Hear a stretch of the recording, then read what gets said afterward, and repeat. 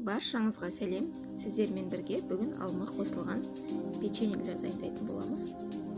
Өте жұмсақ әрі дәмді болып шығады. Бізге керекті ұн. Ұнымыздың үстіне қосқыш қосып, електен өткізіп аламыз. Ары қарай сарымайымызды өткіштен өткіземіз.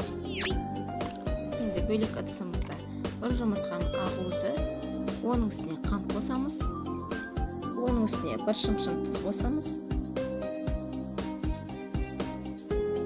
Үстіне 4 ас қасық қаймақ қосамыз.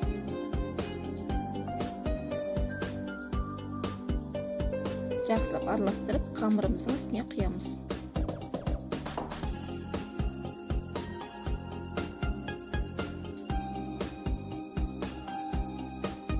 Ары қарай жұмсақ қамыр илейміз.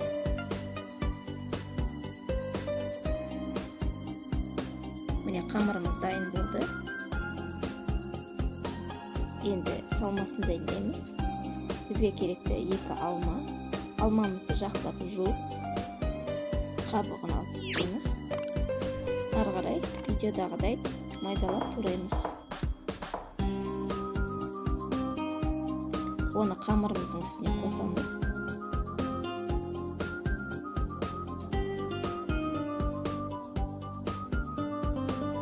Қолымызды сулап алып, ары қарай форма жасаймыз. Барлығын осылай жасап аламыз.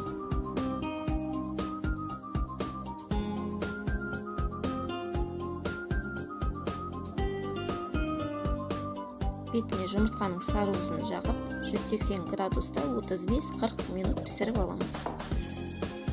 Міне печеньелеріміз дайын болды.